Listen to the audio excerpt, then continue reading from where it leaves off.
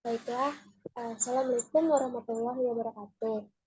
Perkenalkan, saya Jihan Nabila, perwakilan dari kelompok 2, akan mempresentasikan hasil diskusi mengenai praktikum Sistem Informasi Akuntansi pada PT Pilmanjaya Motor. Sebelumnya, izinkan saya memperkenalkan anggota kelompok kami yang pertama, yaitu ada Nazia Rafiela Edis dengan NIM 2200522016. Yang kedua dengan saya sendiri, Jihan Nabila, dengan NIM 2200522026. Dan yang terakhir, Khaira Cassandra dengan NIM 2200522035. Materi yang pertama yaitu mengenai informasi umum pada PT Pilmanjaya Motor yang akan disampaikan oleh Nazia Rafila Edis. Karena Nazia dipersilahkan. Baik, saya akan menjelaskan mengenai informasi umum tentang perusahaan PT Pilman Jaya Motor. PT Pilman Jaya Motor merupakan perusahaan jasa yang bergerak di bidang perbaikan mesin kendaraan roda 4, didirikan oleh Bapak Pilman pada tanggal 28 Mei 1995 di daerah Bantar Buat, tepatnya di Jalan Raya Bantar Buat, Indarung nomor 64, Kelurahan Bandar Buat, Kecamatan Lubuk Kilangan, Kota Padang. Berawal dari pengalaman bekerjanya di bengkel sejak masih sekolah di STM, serta keahlian dalam di bidang otomotif terutama mobil. Bapak Pilman memberanikan diri membuka sebuah bengkel. Pada saat itu Bapak Pilman merekrut 6 orang karyawan untuk menjalankan usaha bersamanya. Karena dirasanya terlalu banyak, Bapak Pilman melakukan pengurangan karyawan menjadi 3 orang.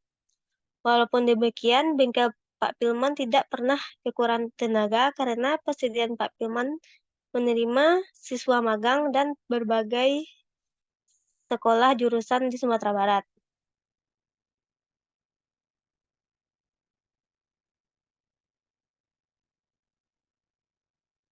Berikut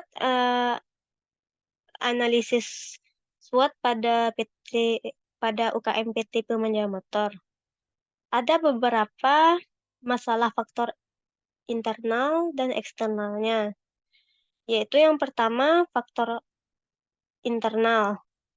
Yang pertama itu memiliki kekuatan, yaitu memiliki mekanik yang handal, memiliki skill pada bidang teknik, adanya pengalaman kerja, dan tempat yang strategis, dan harga terjangkau sesuai kerusakan.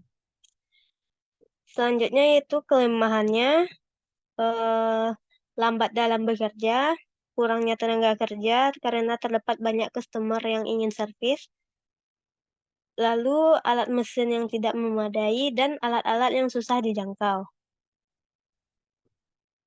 Selanjutnya, faktor eksternal, yaitu memiliki peluang seperti bengkel mobil satu-satunya di tempat tersebut, dan menerima panggilan pelanggan. Selanjutnya, ada ancaman, yaitu alat-alat bengkel semakin mahal dan jauh, keterbatasan modal, dan akan adanya pesaing baru, tidak adanya inovasi atau memperluas bengkel.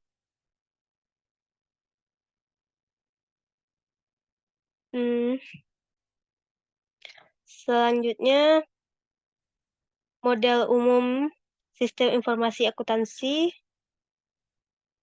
meliputi tahapan utama. Yang pertama yaitu ada pengumpulan data.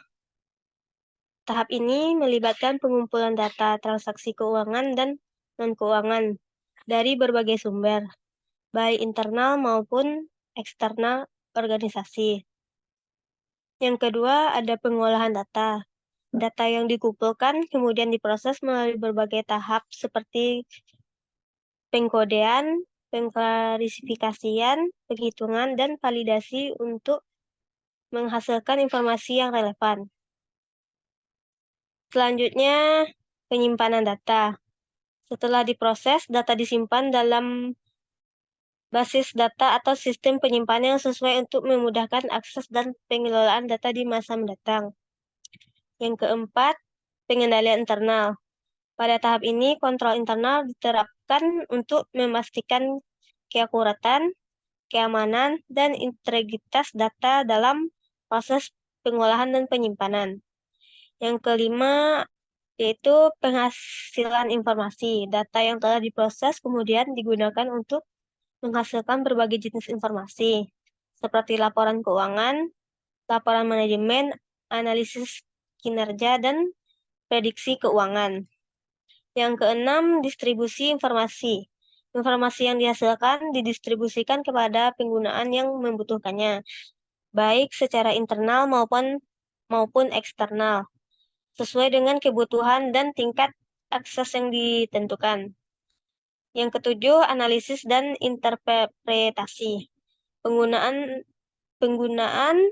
informasi diterima untuk menganalisis kinerja organisasi, membuat keputusan, dan merumuskan strategi yang sesuai. Yang kedelapan, umpan balik. Proses ini melibatkan evaluasi terhadap hasil yang dicapai dan pengembangan, perbaikan, atau perubahan data sistem informasi akuntansi untuk meningkatkan efisiensi dan efektivitasnya. Baik, selanjutnya akan dijelaskan oleh Waira. Baiklah, saya akan menjelaskan aliran data perusahaan secara vertikal dan horizontal. Proses vertikal pada UKM PT Pilman Jaya Motor. 1. Pelaporan dan komunikasi karyawan terhadap atasan. 2. Pengambilan keputusan. 3. Pendelegasian tugas. 4. Evaluasi kinerja. 5. Pengembangan karir. Proses horizontal pada PT UKM Jaya Motor. 1. Kolaborasi dalam proyek bersama. 2. Pertukaran informasi dan bad friendly. 3. Koordinasi operasional. 4. Resolusi konflik. 5. Pengembangan strategi bersama. Identifikasi kondisi lingkungan bisnis.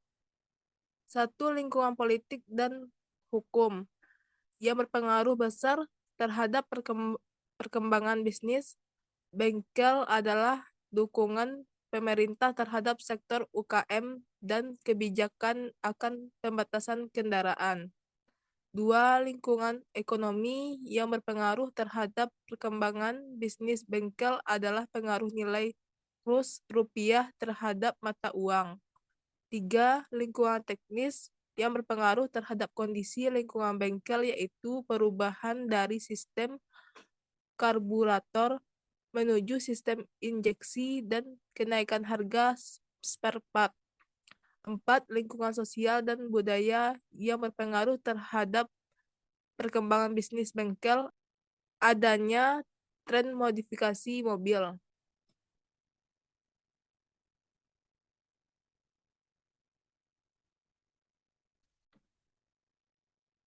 Perbedaan transaksi keuangan dan non-keuangan. Identifikasi transaksi keuangan. 1. Pembayaran gaji karyawan. 2. Penambahan aset perusahaan berupa tanah dan gedung. 3. Meminjam uang dari bank atau kreditur untuk menambah modal usaha. 4. Membeli peralatan dan perlengkapan bengkel. 5. Membayar utang usaha. 6. Perlunasan piutang dari pelanggan atau konsumen penggunaan peralatan bengkel. Identifikasi transaksi non-keuangan. Informasi non-keuangan yang harus terdapat di website seperti informasi tentang gambaran umum perusahaan, struktur organisasi, informasi lembaga peringkat kredit, atau lainnya informasi penggantian akuntan dan mekanisme data-data kelola perusahaan. Sistem pemrosesan PT Pilman Jaya Motor. Semi manual. 1. Digitalisasi data. 2. Otomatisasi proses bisnis. 3. Integrasi data. 4. Pelatihan staf. 5. Keamanan data. 6. Pemantauan dan pelaporan. 7. Penyegelan dan pemeliharaan.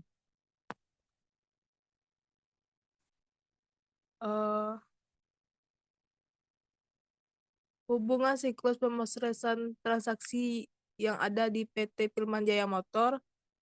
1. Penjualan dan pemesanan. Pada tahap ini, perusahaan menerima pesanan dari pelanggan untuk membeli kendaraan bermotor atau suku cadang. 2. Pengiriman dan penerimaan barang. Setelah pemesanan diterima, perusahaan akan mempersiapkan barang yang dipesan dan mengirimkannya kepada pelanggan. 3. Penagihan dan penerimaan kas. Setelah barang diterima oleh pelanggan, perusahaan akan melakukan penagihan pembayaran. 4. Pencatatan akuntansi. Setiap transaksi yang terjadi, baik penjualan, penerimaan kas maupun pengeluaran kas harus dicatat secara akurat dalam sistem akuntansi perusahaan. 5. Pelaporan manajemen. Berdasarkan data yang diperoleh dari pencatatan akuntansi, perusahaan dapat menghasilkan laporan manajemen yang mencakup informasi penjualan, piutang, persediaan, dan kinerja keuangan lainnya.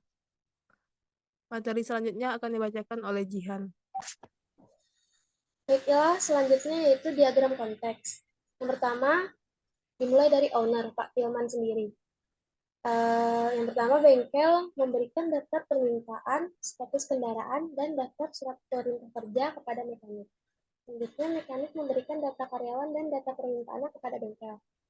Lalu, bengkel memberikan daftar permintaan, daftar inspeksi kendaraan, status daftar order, dan surat perintah kerja kepada kasir. Lalu kasir memberikan data order dan konfirmasi pembayaran, serta data permintaan kepada bengkel. Selanjutnya, bengkel memberikan daftar permintaan kepada service advisor atau kepala mekanik, dan kepala mekanik memberikan data permintaan kepada bengkel. Lalu bengkel memberikan daftar inspeksi kendaraan, status kendaraan, dan daftar surat perintah kerja kepada kepala mekanik. Lalu bengkel memberikan daftar kendaraan, daftar pelanggan, daftar karyawan, daftar supplier, daftar jasa, daftar spare part, daftar penerimaan, dan daftar pemesanan kepada admin atau owner. Lalu admin memberikan data pesanan, data spare part, data penerimaan, data pemesanan, dan data kendaraan kepada bengkel. Selanjutnya, customer atau pelanggan memberikan data pelanggannya kepada bengkel, dan bengkel memberikan kwitansi serta surat tanda terima kepada customer. Selanjutnya, supplier memberikan data suppliernya kepada bengkel, dan bengkel memberikan laporan kepada owner atau Pak Pilman. Selanjutnya yaitu sistem flowchart. Di sini ada terdapat 4 sub, yaitu mekanik, keuangan, akuntansi, dan owner. Dimulai dari bagian mekanik. Lalu mekanik memeriksa kendaraan customer dan meminta surat perintah kerja ke owner. Selanjutnya di bagian keuangan, surat perintah kerja untuk mekanik diberikan ke bagian mekanik, lalu mekanik bekerja sesuai keahliannya dan menuliskannya di surat perintah kerja. Selanjutnya, SPK dari mekanik yang sudah diisi diberikan kepada bagian keuangan. Lalu, surat perintah kerja dari mekanik yang telah diisi dibuatkan secara manual, customer membayar biaya jasa. Selanjutnya, dibuatkan jurnal fakturnya dan dibuatkannya file jurnal faktur. Selanjutnya, jurnal faktur di bagian akuntansi di entry manual pada jurnal faktur dan dibuatkannya menjadi 3 file laporan keuangan.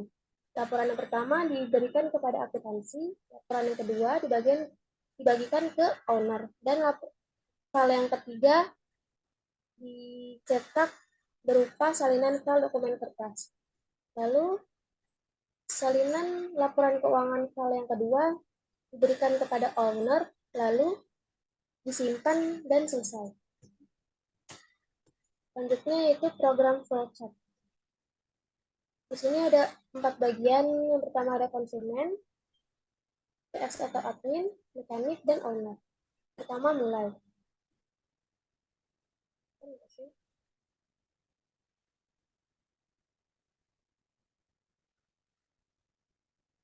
Pertama mulai. Konsumen memberikan datanya dan keluhannya kepada bengkel. Lalu PS atau admin menerima data konsumen dan keluhannya dan dibuatkannya pendaftaran servis kendaraan. Selanjutnya dibuatkan kartu servis dan diberikan kepada kartu servisnya diberikan kepada konsumen. Selanjutnya di bagian admin diberikannya surat perintah kerja kepada mekanik. Lalu surat perintah kerja diberikan kepada mekanik dan dibuatkannya servis mobil dan mengisi nota penggantian spare part. Selanjutnya, data kerusakan dan penggantian spare part diberikan kepada admin mengenai file data kerusakan dan penggantian spare part. Selanjutnya, admin membuat manual nota pembayaran servisnya. Lalu diberikannya nota pembayaran servis dan salin arsip pembayarannya.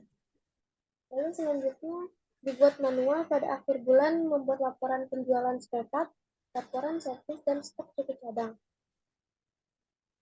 Selanjutnya dibuatkan file laporan penjualan spare part dan diberikan kepada owner. Selanjutnya owner menerima file laporan penjualan spare part, laporan servis, dan stok cukup cadang, lalu disimpan dan selesai. Selanjutnya yaitu resiko-resiko pada PT Pilman Jaya Motor. Yang pertama yaitu sistem manual. Resikonya yang pertama kesalahan manusia. Dalam sistem manual, risiko kesalahan manusia lebih tinggi, terutama dalam penginput data, perhitungan manual, atau proses manual lainnya, yang dapat mengakibatkan ketidakakuratan atau ketidaktepatan informasi. Yang kedua, keterlambatan dalam proses. Proses manual cenderung lebih lambat daripada sistem otomatis, karena memerlukan waktu lebih lama untuk menyelesaikan tugas-tugas seperti pengisian formulir, pencatatan data, atau pengolahan informasi. Yang ketiga, kerentanan terhadap kehilangan data. Kertas dokumen manual rentan terhadap kerusakan fisik atau kehilangan, yang dapat mengakibatkan kehilangan data yang penting atau sulit digantikan. Yang keempat, keterbatasan dalam pelacakan dan pemantauan. Sistem manual seringkali kurang efektif dalam pelacakan dan pemantauan aktivitas bisnis, termasuk stok barang, transaksi penjualan, atau pembayaran. Yang kelima, kesulitan dalam analisis data. Selanjutnya, semi komputerisasi. Yang pertama ada keterbatasan fungsionalitas, yang kedua keamanan data, yang ketiga ketidakmampuan untuk mengintegrasikan sistem, yang keempat ketergantungan pada manusia, yang kelima keterbatasan skalabilitas. Selanjutnya C, komputerisasi sepenuhnya. Yang pertama ada keterbatasan fungsionalitas, yang kedua keamanan data, yang ketiga ketidakmampuan untuk mengintegrasikan sistem, yang keempat ketergantungan pada manusia, yang kelima keterbatasan skalabilitas. Selanjutnya itu akan dibacakan oleh Nazia. Nazia dipersilakan.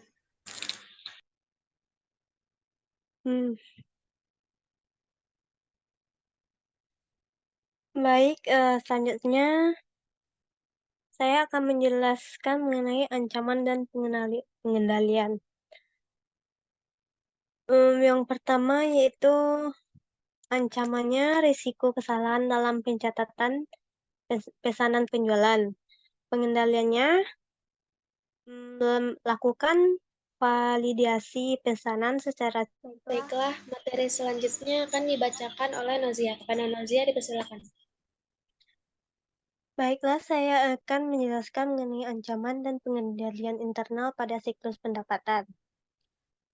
Ancaman yang pertama yaitu risiko kesalahan dalam pencatatan pesanan penjualan. Pengendaliannya, lakukan validasi pesanan secara cermat sebelum pencatatannya, termasuk verifikasi harga, jumlah, dan detail lainnya dengan pelanggan. Ancaman berikutnya, pencurian kas. Pengendaliannya melakukan pelatihan pada karyawan secara berkala. Ancaman selanjutnya, penagihan kepada pelanggan yang tidak akurat. Pengendaliannya teliti dalam pencatatan penagihan dan pembayaran untuk memastikan keakuratan. Ancaman selanjutnya, habisnya persediaan dan kekurangan biaya. Pengendaliannya sistem pengendalian persediaan atau stok barang. Ancaman selanjutnya, kehilangan data. Pengendaliannya yaitu prosedur cadangan atau pemulihan data. Selanjutnya, siklus pengeluaran. Ancamannya yaitu yang pertama, masalah arus kas. Pengendaliannya, merencanakan dan mengawasi pengeluaran. Ancaman yang selanjutnya, barang yang dipesan tidak sesuai dengan faktur. Pengendaliannya, melakukan cross-check ulang atau menyesuaikan pemesanan dengan faktur. Ancaman selanjutnya, pembelian barang atau jasa yang tidak sesuai spesifikasi. Pengendaliannya, lakukan pemeriksaan secara berkala terhadap barang atau jasa yang diterima untuk memastikan sesuai dengan spesifikasi yang telah ditetapkan. Ancaman selanjutnya, pembayaran kepada pemasok yang aktif. Pengendaliannya, pastikan terlebih dahulu bahwa pemasok yang terdaftar benar-benar memiliki reputasi yang baik. Ancaman yang selanjutnya, penggelapan uang tunai dalam pembelian persediaan barang. Pengendaliannya melakukan pemisahan tugas antara orang yang memiliki akses terhadap uang tunai dan memiliki persediaan barang.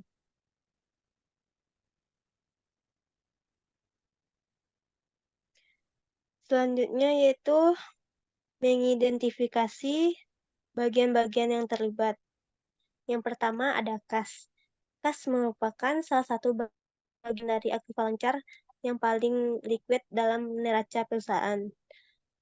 Kas adalah uang tunai beserta benda-benda lain yang dapat disamakan dengan uang tunai, seperti cek, biliet giro, dan lain-lain dimiliki oleh perusahaan.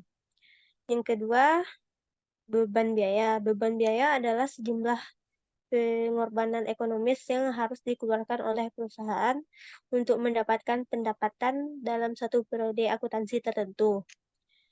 Yang ketiga, modal. Modal adalah sejumlah dana atau sumber daya yang digunakan untuk membiayai kegiatan usaha dengan tujuan memperoleh keuntungan. Yang keempat, penerimaan piutang. Penerimaan piutang adalah peristiwa atau aktivitas di mana perusahaan menerima pembayaran dari pelanggan atas piutang usaha yang sebelumnya terjadi karena penjualan barang atau jasa secara kredit. Yang kelima, pembelian barang. Pembelian barang adalah kegiatan atau proses memperoleh barang dengan cara membayar sejumlah uang atau nilai tertentu pada penjual sesuai harga yang telah disepakati.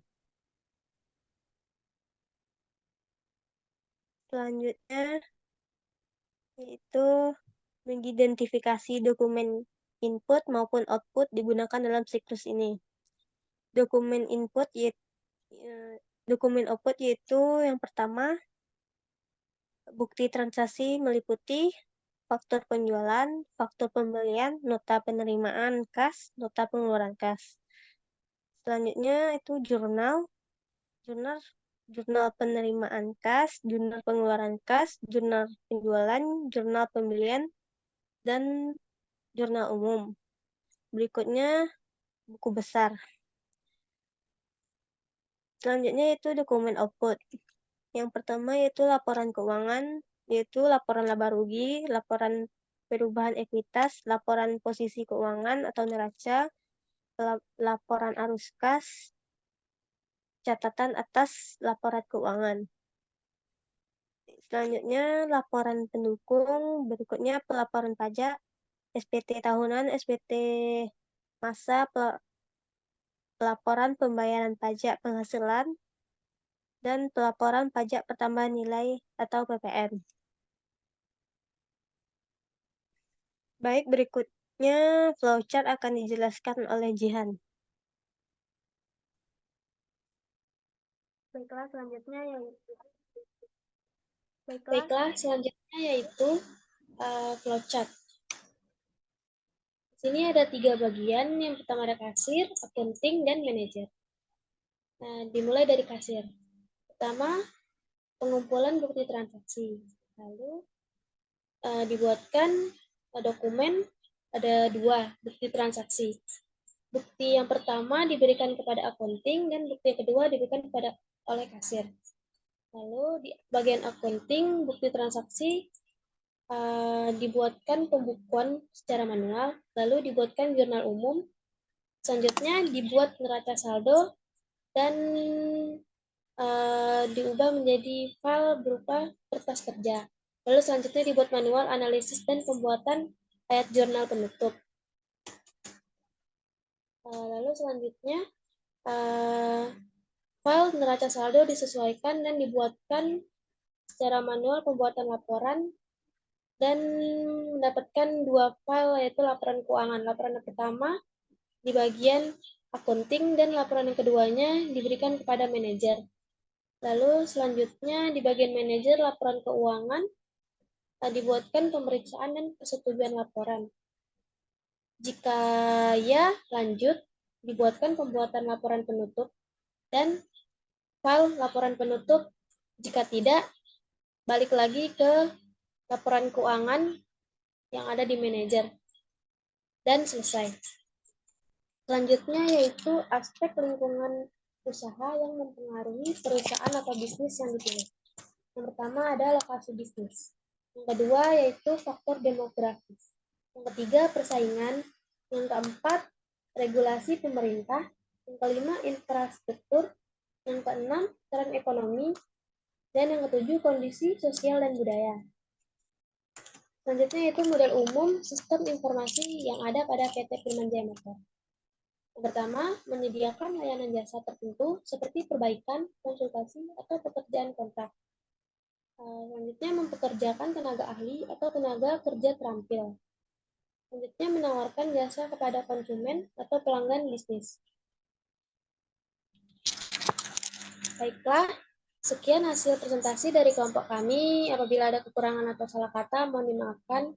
Wassalamualaikum warahmatullahi wabarakatuh.